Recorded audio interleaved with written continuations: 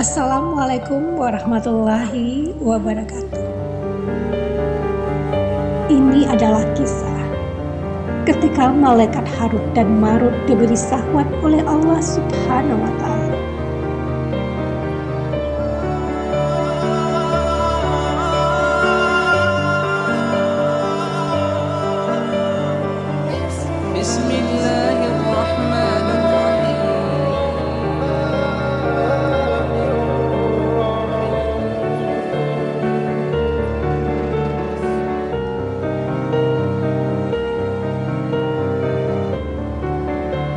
Mungkin di antara kita sudah tahu ceritanya.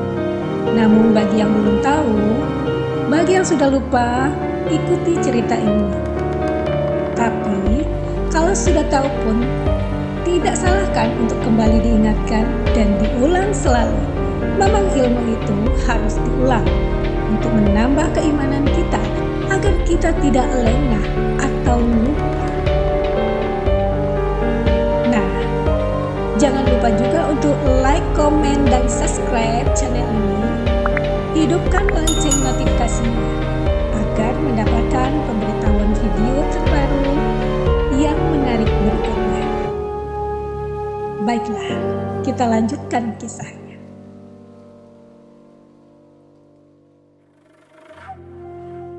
Al-Kisai mengatakan, setelah Nabi Idris naik ke langit, dan para malaikat tahu bahwa Nabi Idris tidak akan meninggalkan surga. Mereka berkata, "Wahai Tuhan kami, junjungan kami, hamba yang berdosa ini tidak layak berada di tempat para malaikat muqarrabin."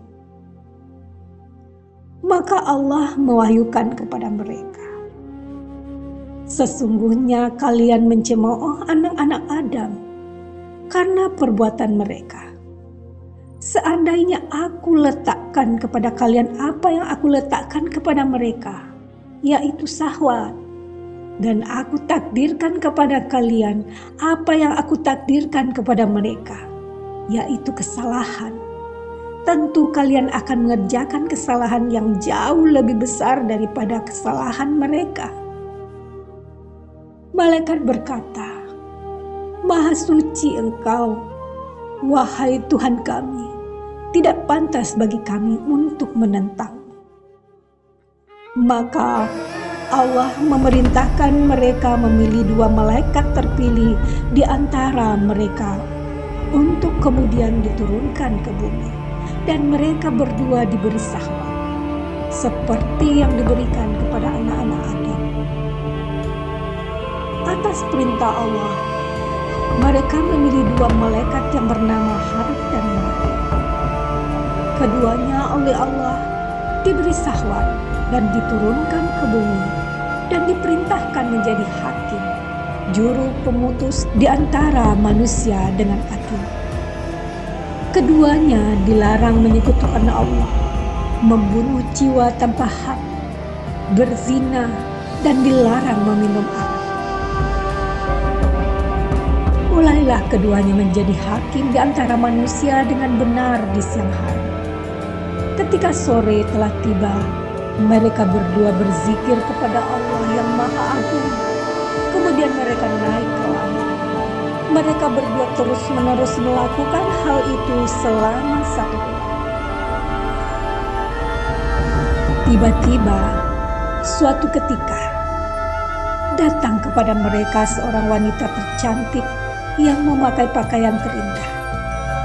Namanya Zahra. Dia termasuk penduduk Persia yang telah pergi ke berbagai kota untuk mencari hakim. Akhirnya, dia datang kepada Harut dan Marut dengan memakai perhiasannya. Rambutnya dibiarkan terurai dan wajahnya berseri-seri. Dia mengadu kepada malaikat ini tentang permasalahannya. Setelah mereka berdua melihatnya, mereka jatuh dalam pesonanya, lalu mencintainya.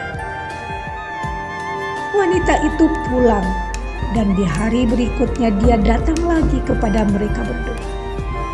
Sejak saat itu mereka berdua mulai bercerita satu sama lain tentang ketertarikan mereka berdua terhadap perempuan itu.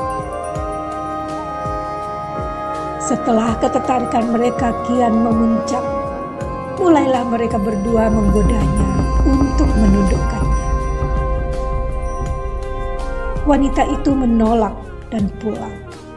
Kemudian di hari ketiga, perempuan itu datang lagi kepada mereka berdua. Keduanya kembali menggoda. Akan tetapi, wanita itu tetap menolak dan berkata kepada mereka berdua, "Aku tidak akan memenuhi keinginan kalian berdua, kecuali kalian berdua melakukan apa yang aku inginkan, yaitu kalian harus menyembah berhala dan meminum arak." Harut Marut berkata, "Hal itu tidak mungkin, sebab Allah telah melarang kami melakukannya." Mereka berdua menolak keinginan wanita, dan si wanita pun menolak keinginan mereka. Wanita itu pun pulang. Kerinduan mereka berdua kian bertambah. Akhirnya mereka berdua pergi ke rumah wanita itu. Setelah sampai, mereka berdua mengetuk pintu. Kemudian wanita itu menyambut dan mempersilahkan mereka masuk. Dia suguhkan makanan untuk mereka. Kemudian mereka berdua makan. Setelah makan, mereka terus menggodanya. Akan tetapi, si wanita berkata, "Kalian telah tahu apa yang aku inginkan dari kalian berdua." Mereka berkata, "Syirik dan membunuh, kami tidak mau melakukannya, sebab keduanya itu dosa besar. Akan tetapi, kalau minum arak, ia lebih ringan di antara dosa-dosa itu. Nanti kami bisa memohon ampunan kepada Allah." Mereka berdua tidak tahu bahwa minuman arak adalah induk dari semua kemaksiatan. Keduanya pun maju, meminum arak. Setelah mabuk, keduanya menggauli si wanita. Ternyata perbuatan mereka terlihat oleh seseorang. Akhirnya orang itu dibunuh oleh mereka karena takut kalau dia menyiarkan perbuatan mereka. Lalu si wanita menyuruh keduanya untuk sujud kepada berhala, dan mereka pun sujud serta menjadi kafir. Dalam hal ini, seorang penyair mengatakan, "Aku tinggalkan anggur minuman dan meminumnya. Jadilah aku teman bagi orang-orang yang mencelanya.